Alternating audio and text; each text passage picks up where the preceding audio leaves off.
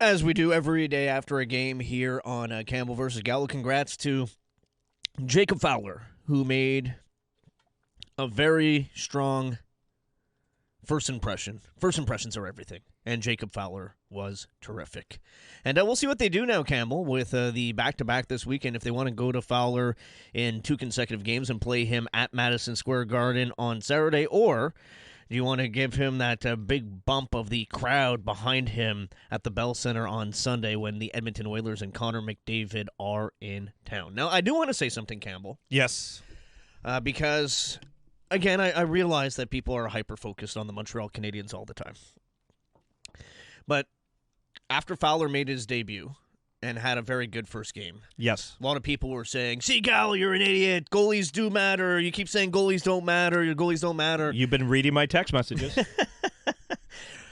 Campbell, people have to listen, and they have to listen to context, okay? Yeah. When I say the goalie doesn't matter, it's not that I think you can have terrible goaltending and still win. Mm-hmm. I've said this, and I'll say it again. My belief is that there are 32 starting goaltenders in the National Hockey League, and that the difference between the 7th best goalie in the league and the 20th best goalie in the league is very, very marginal. That means you're talking about the 7th best goalie on the planet. It's not like a skater where you have 12 forwards on every line, on every team and 6 defense. The goalies are a small community. I don't think there's a big difference in the middle of the pack goalies. Again, we see the trade today, right? Skinner for Jari. Everyone's saying it's a lateral move. I'm like, yeah, it's a lateral move because every goalie is lateral for the most part, with the exception of a few that are at the very top of the league. And the other thing about the goalies, Campbell, and you could be happy about Jacob Fowler making his NHL debut and having an impact on the Canadiens yesterday. But if you want to throw it in my face and say, see, Mitch, goalies do matter. Jacob Dobeš last year made his NHL debut in a 4-0 shutout against the team that ended up winning the Stanley Cup and made 34 saves in that win. Dobeš was just as good, if not better, in his first game than Fowler was. It's not to take anything away from Fowler, but it's just saying Dobeš, when he came up, he also had an immediate impact, and Montembeault's played well too. I just feel, Campbell, also, while I think that the goalies are kind of the same between 7 and 20 whatever as far as talent, year in and year out, the goaltending position is kind of unpredictable. Let's take a look. This year has been so unpredictable. For all the people that yell at me that, yes, goalies do matter, let's take a look at some of the top teams around the league. First place in the Metropolitan Division is the Carolina Hurricanes, whose starting goaltender has been Brandon Bussi, who has 11 games of NHL experience, was a waiver claim and is 27 years old. I don't know who had Brandon Bussi as one of the top guys in the league, but here we are. After Carolina, in the Metropolitan Division, we have the Washington Capitals, who have a split tandem with Charlie Lindgren, who was an outcast in Montreal, and Logan Thompson, who was an outcast of the Vegas Golden Knights, and 2 goalies that original franchises did not believe in. I wouldn't say that they are 2 of the most talented guys in the league, but they have a really good team in Washington in front of them, and they don't let in bad goals. Let's go to the Central Division with the Colorado Avalanche, the best team in hockey. I don't know who had Scott Wedgwood as their best goalie on their bingo card. If you did, you know goalies a lot better than I do, and you are very, very smart, but I would have thought that Scott Wedgwood would be a middle-of-the-pack guy. Same with Mackenzie Blackwood. Both guys, by the way, are on to not just their second team for Blackwood, I think 3rd or 4th team for Wedgwood. And let's take a look at the Pacific Division with the Vegas Golden Knights, who have used Akira Schmid, and they've used Carter Hart, and I think there was another goalie mixed in there too. Oh yeah, Aiden Hill, who won the Stanley Cup for them 3 years ago. Those are the top teams in the league. Really, if you look at it, Tampa Bay, they've been without Vasilevsky for the better parts of this season. They're in first place. Yes, Vasilevsky has been good when he's there, and he is a top-tier goalie, kind of the exception of the rule. And then we can look at, after Colorado, Jake Ottinger. Yes, one of the top guys in the league. Other than that, who are these top goalies in the National Hockey League, and which goalies on top teams are having a ton of success? I also, Campbell, I'm sorry to go on a rant about this, but everybody that wants to throw it in my face and they just think it's ridiculous that I think goalies don't matter, again, I don't think you could win with terrible goaltending. I just think that most goalies are pretty much the same in the National Hockey League after the salary cap era started. So let's go from 2006 on, because there was an era where goalies were very important. You had Dominic Hasek, Martin Brodeur, Patrick Waugh. Those 3 goalies, and, Ed Belfour a little bit tier below, but those 4 guys, Brodeur, Waugh, Hasek, Belfour. Cream of the crop, those guys won. And those guys were always on good teams. And the Devils, the Avalanche, the Red Wings, the Dallas Stars always had chances to win. But from 2006 on, who were the best goaltenders in the National Hockey League? Carey Price never won. Roberto Luongo never won. Henrik Lundqvist never won. Pekka Rinne never won. Salary cap era, building around a goaltender was not a smart thing to do. Spending a lot of money on a goaltender was not a smart thing to do because that is not how you won the Stanley Cup, and it's not how you win the Stanley Cup in this era. I'm sorry, Campbell. I've been talking a lot here, but just for everybody throwing it in my face, I gave you so many examples of why I believe that the goaltending position isn't as important as everyone makes it out to be. Again, you can't have a goalie letting in bad goals. It's hard to win if your goalie sucks. But that doesn't mean you need a top-tier goalie, and it doesn't mean that Dobeš and Montembeault can't find their games because I've seen them play well in the past.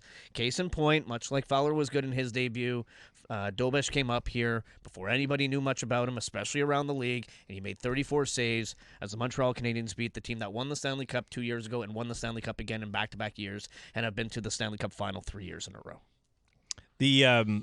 Where I'll say is, where goalies do matter, and I know that that's just a generic phrase that doesn't really... When I say goalies don't matter... I know what you mean. People are taking it completely out of context from what I'm saying. I understand. And again, we can go with the Stanley Cup winners, too. We've done that exercise as well, right? Just look at when the top you have a goalies in the league right now. when you have a team, this year the perfect example is the Montreal Canadiens, okay? Because you have a team that can score goals, and you're having a team that is trying to figure out what they want to do defensively as a structure, adjustments, even if they have their strategy, defensive structure, and what they want to do from your men, your hybrid, whatever, in your in-zone coverage. The team struggles. It's not just, and I'm not touching the goalies yet, the team as a whole, the Montreal Canadiens are a perfect example to where you score goals, but you're letting in too many goals that you don't want. And it goes from where the winger's placed, what the center's doing, from someone making a mistake, how do you cover up that mistake, to defensive positioning or winning battles in the corner. However you want to break it down, it is not one of the strengths that the Canadiens have. So you get to that point, and then you pile on a goalie at the back end of that is not playing well. And again, these are the way that we have described, and I agree with your the way that you said it is Montembeault has not played well this year, and Dobeš is trying to find a level of consistency. And there's been more consistency from Dobeš in stretches than we've ever seen in Montembeault this year. Mm-hmm.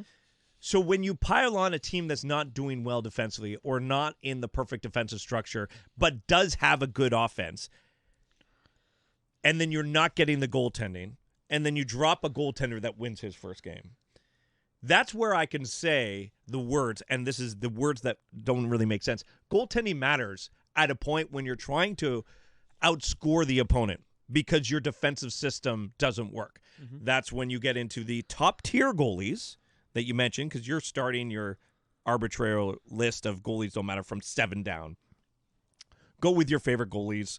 I don't care which 6 you want to go with. From your Hellebuck, your Ottinger, to your... And again, 2 other goalies that haven't won, but keep going. No, but if you just feel, those goalies might make that extra save in that 6-3, 6-4 game because you were able to outscore the opponent. The Canadiens aren't getting those saves, and that's why they'll lose a game 5-2, 5-3, because they didn't get the save on the other side.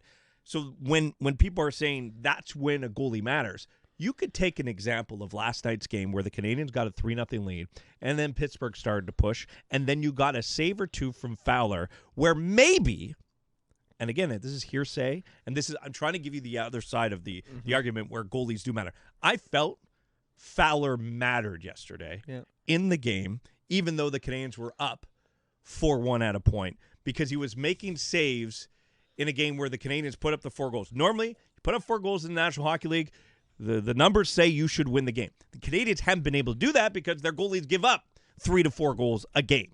That's why they're in the middle of the pack. They are 3 points out of the top spot of the Atlantic and 3 points out of 14th spot in the conference.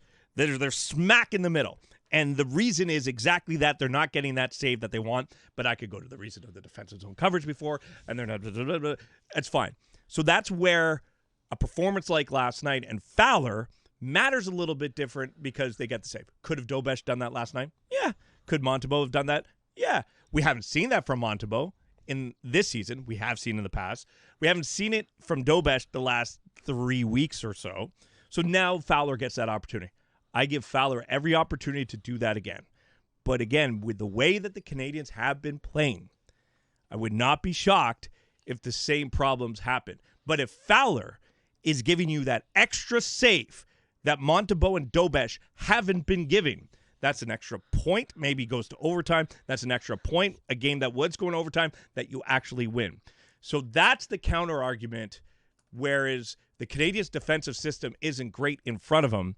A goalie that's going to make that extra save will make a difference in the point total. Now, what will the difference be if the Canadiens decide to go with Dobesh the rest of the way, Montembeault the rest of the way, or Fowler the rest of the way? We're talking probably about a marginal 1.5 or 2 points difference. But in today's NHL, which I told you, that might be the difference. So that's why you had the hard decision of going with Fowler. Yeah, no, and look, Campbell, I agree with absolutely everything you just said.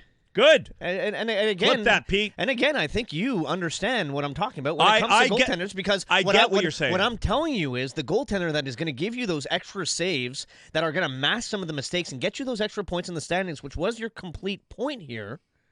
It's unpredictable as to which goaltenders are going to be able to accomplish that based on looking around the league and which goalies emerge in any given year and the fluctuation and the difference in play that goalies typically give. Again, 32 goalies in the league. These are the 32 best people on the planet at this job. But the feeling, and this is, again, it's the feeling, but it's the feeling now. No, Last year, the feeling was the same when Dobesh was playing at a high level. Yeah, but let me get to the feeling around Fowler, and these are the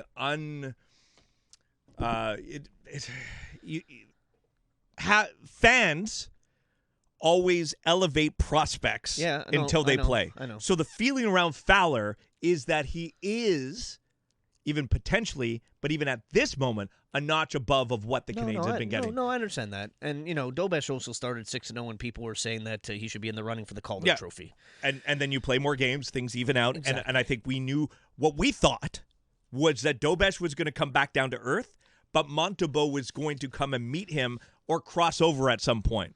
The fact that Fowler's here is because Montembeault hasn't. Dobesh has come back down to earth and probably a little lower than you'd like. Montembeault has not risen to where Dobesh was. You were hoping Dobesh is on a roll, Montembeault's struggling. When Dobesh comes back to earth, Montembeault's going to take over. Don't worry about it. He's going to find his game, and then we'll be back to what the Canadiens deemed what a normal season would have been, 50 and 30.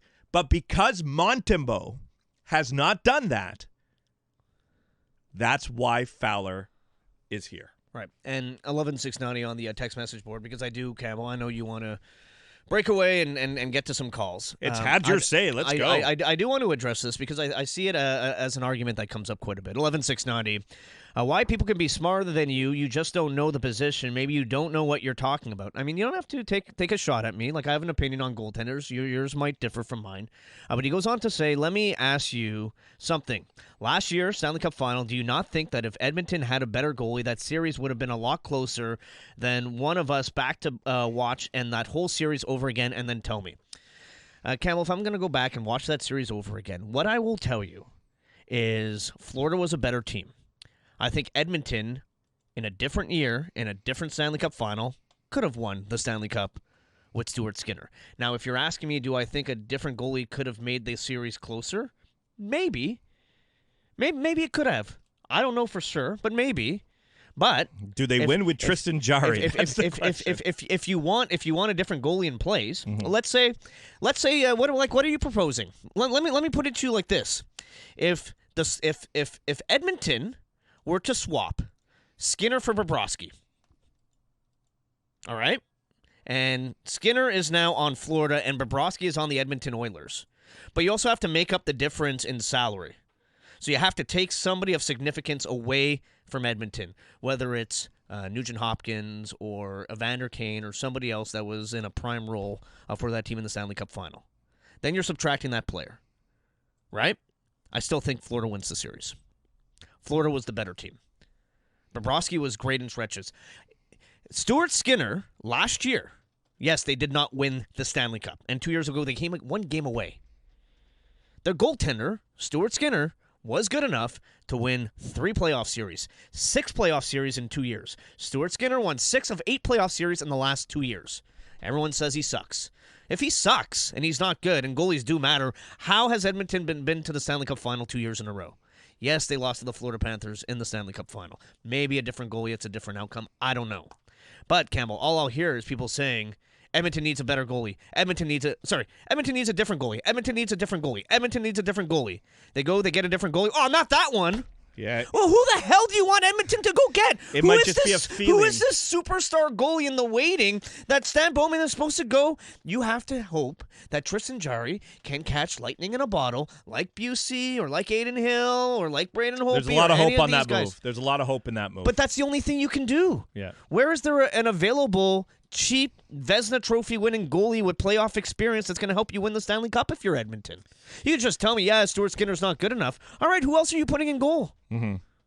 You know what I mean? Like, who else are you putting there?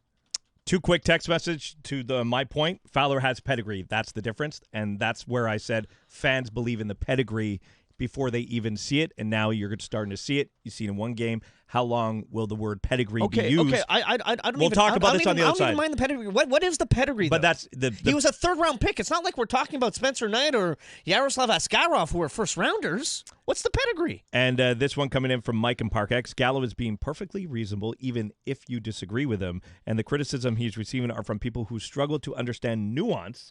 They're making straw men out of certain key words that trigger them and ignore the rest of the words in between. Gallo. That happens a lot with me. Yeah. Well, that's why I always say context is king. Who's that from? That's from Mike in Park X. Thank you, and Mike. To that point, Gallo, yeah. When do you get so riled up? 514-790-1690. Because it's radio, Campbell. We're going to be laughing and smiling and joking in the commercial break, and then we're going to get back on the air, and again, I'm going to get back to being riled up. It's all in good fun. I'm off for 2 weeks after this. Campbell, you keep wanting me to go to break. I'm going to keep going. I don't care. I'm okay, we'll bleed into Mel. You know what? I stole Melnick's sandwich, and I'm going to steal the first 5 minutes of his show, too.